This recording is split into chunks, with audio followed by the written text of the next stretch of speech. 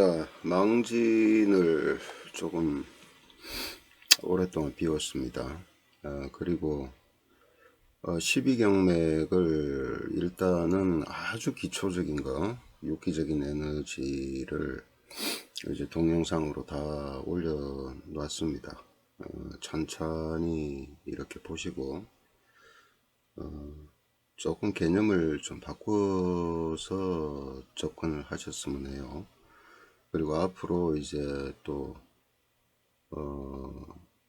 조금 더 이제 그 세밀하게 어떤 세포 상태라든가 우리 몸에서 일어나는 어떤 작용들, 효소라고 그렇게 떠드는데 효소라는 게 도대체 어떤 역할을 하고 뭔지, 그 다음에 여러분들이 이제 그 건강을 위해서 챙기는 조효소라는 것들이죠. 비타민, 무기질 같은 것들이 어떤 역할을 하는 것인지, 그 다음에 이제 각종 이 약재들을 이제 대표적으로 이제 좀 해서, 요즘은 이제 워낙 이제 인터넷 같은 데서 이제 그런 것들을 많이 올려요. 올려서 뭐 무슨 약초를 따려 먹으면 뭐의 직방이다 이런 식으로.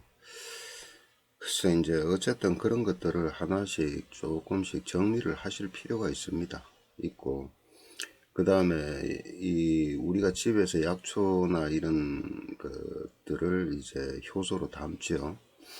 담궈서 드시는 게 결코 나쁜 건 아닙니다. 참 좋은 겁니다. 그런데 그런 것들을 담으실 때 올바르게 담는 방법이라든가, 그 다음에 어떻게 해서 드시는가, 이런 것들도 좀 현명하게 했으면 좋겠어요.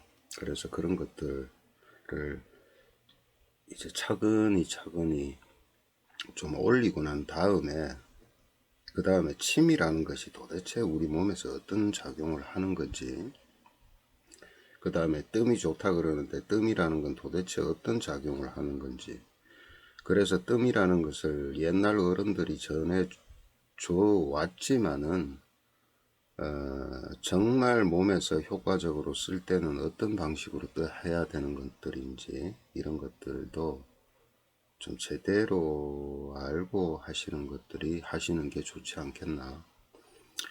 그래서 이제 그런 것들이 정리가 좀 되고 나야 뭐가 되냐면 강론 부분에 들어갈 수가 있습니다.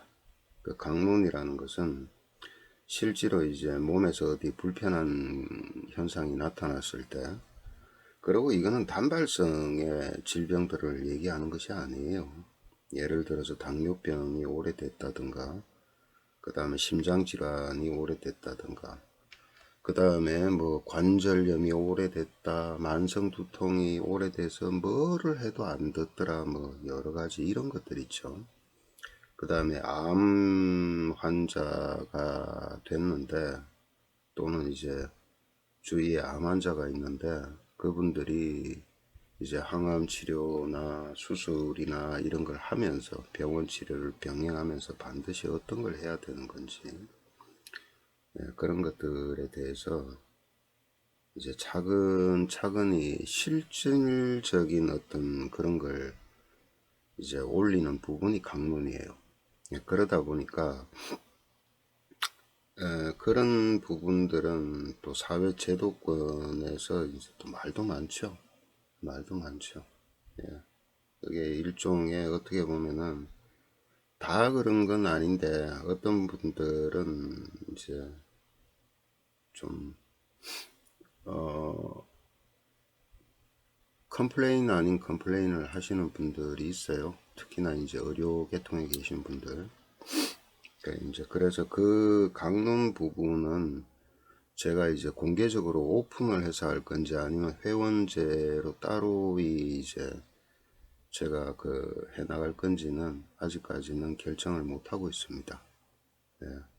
그렇기 때문에 그 부분은 차후에, 아직까지도 경락에 대한 에너지만 제가 올려놨지, 실질적으로 그 에너지를 사용하는 방법, 그 다음에 이제 거기에 따라서 또 다른 걸 가미해서 더욱더 효과적으로 하는 방법, 그 다음에 어떤 질병이든 모든 데 기본적으로 또 해야 되는 것들, 그런 것들을 통해서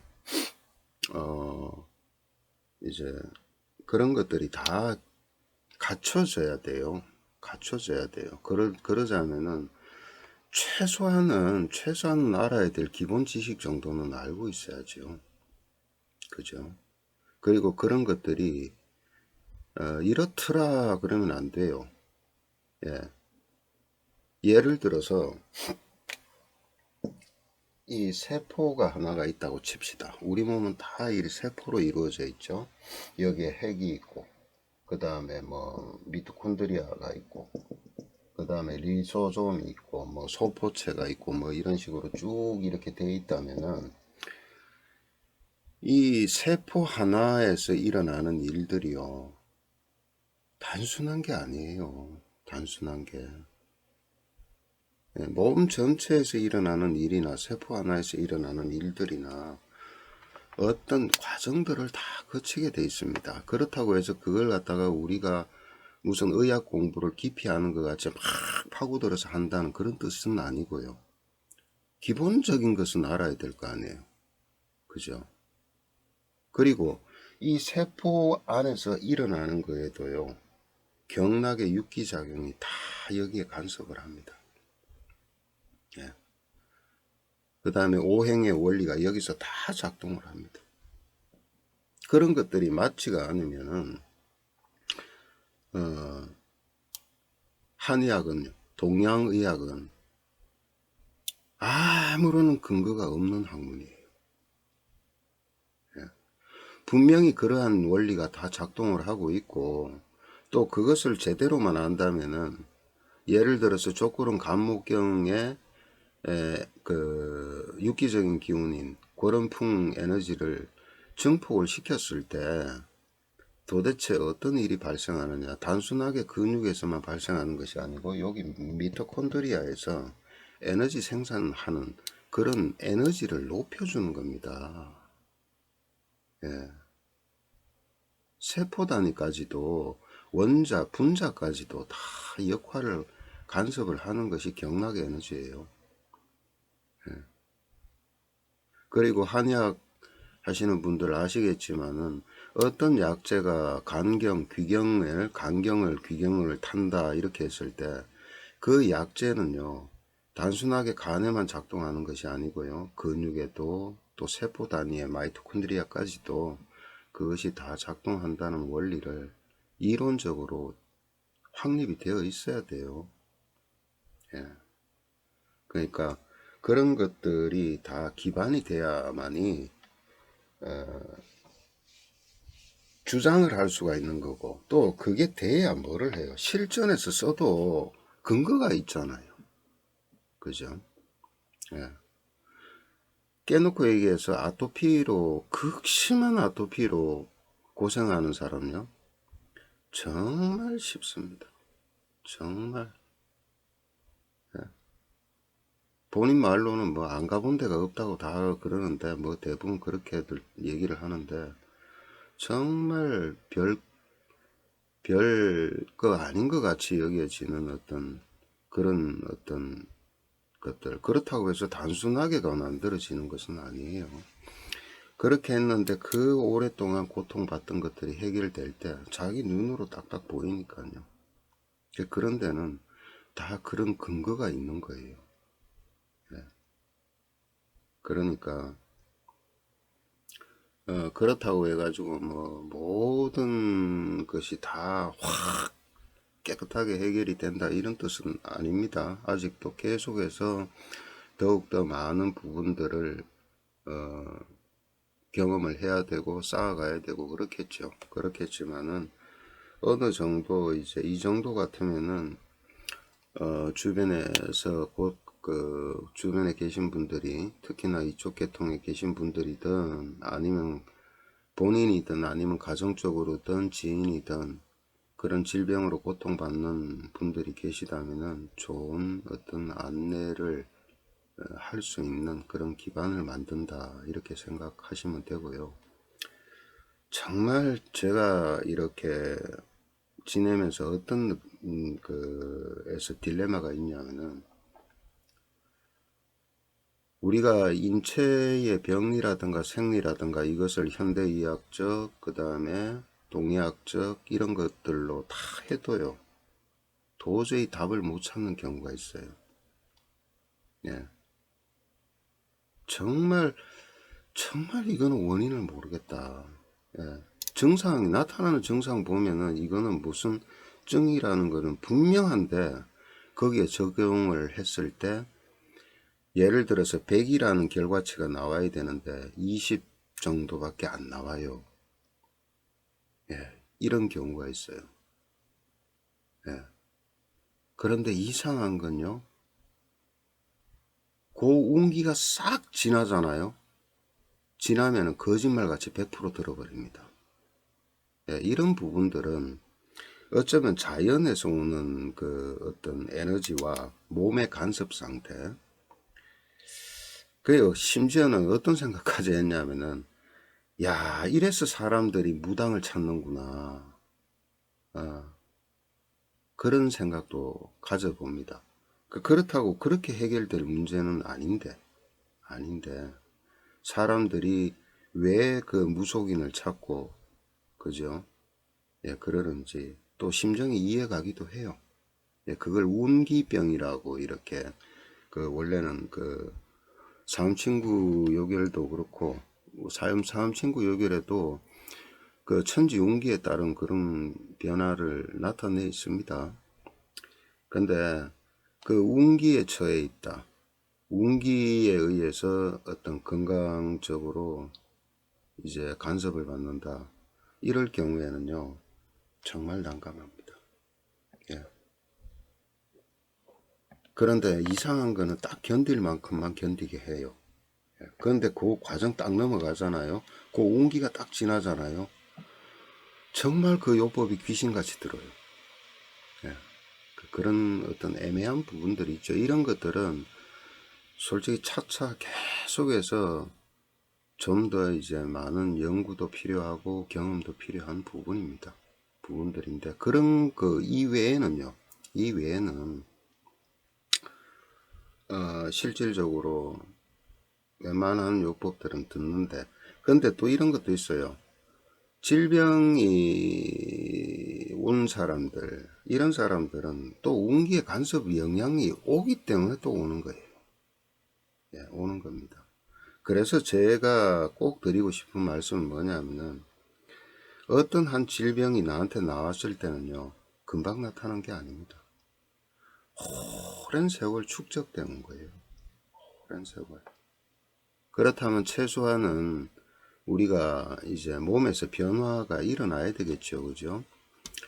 경맥 에너지가 원활하게 잘 소통이 돼야 되는 거, 유기적인 에너지가 잘 균형을 잡히게 되는 것도 중요하고, 두 번째는요, 세포도 바뀌어야 돼요. 세포가 바뀌잖아요. 매 주기로 바뀌잖아요. 뼈까지. 그죠? 그런 세포들이 다 바뀔 때까지는 길게는 1년까지 걸립니다. 신경세포군, 뼈세포군 전부 다 바뀌는데.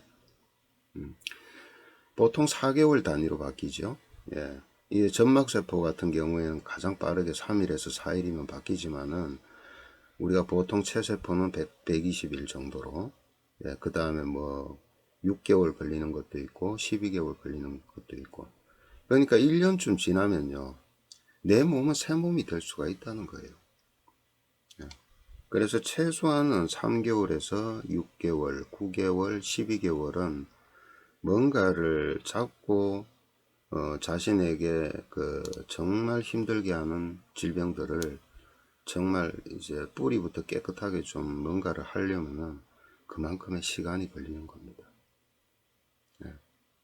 뭔가를 투자한다는 개념, 내 몸 없으면 아무런 의미가 없잖아요. 그죠?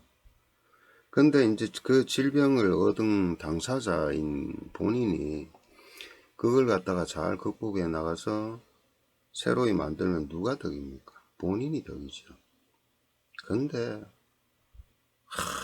병은 자신이 오랜 세월에 걸쳐서 만들어 놓고는 금방 뭐가 되길 바랍니다. 그런 거 없습니다. 정말 없습니다. 설사 일시적으로 증상이 완화됐다 하더라도요, 그 뿌리가 없어진 게 아니에요. 그런 걸 감안하셔야 돼. 예, 세상에 공짜 없어요. 그래서 이 자연치유라는 것은 어떻게 보면 좀 어려운 부분이에요. 범위도 광범위하지만요, 현대의학적인 거, 그 다음에 동양의학적인 거, 그것만 하나요? 예, 분자 세포의 분자 단위로서 이제 실질적인 어떤 생물학적인 거, 분자 생물학적인 거, 그 다음에 뭐 영양 물질을 통해서 우리 몸 안에서 이제 대사되는 과정들, 그죠? 그 모든 것들이요. 심지어는 뭐까지요? 그래서 저 같은 경우에는 제가 한 1년 정도 시간을 할애해서 뭘 했냐면은 심리학을 했었어요. 예. 이제 심리학 계통에 이제 그 좀 이제 최근에 우리가 이제 그 통증 관리라든가 그 다음에 사람들의 어떤 공포심이라든가 이런 것들을 즉석에서 이제 그 해결을 할 수 있는 그런 심리학 계통이죠. 임상 심리학의 어떤 한 부분입니다. 그래서 어느 과정까지도 인수하고 그 이수를 하고 그렇게 또 적용을 하고 합니다. 왜? 병의 본질이 그런 데서 오니까요. 그런 데서 오니까. 그러면서도 이제 또 명상에 관한 것도 중요한 것이고, 예, 항상 이렇게 이완을 해서 부교감 신경을 항상 이렇게 그 균형을 잡게 해주는 그런 것들까지. 그러니까 사람 몸을 하나를 그 정상으로 한다는 것이 그렇게 단순한 게 아니다.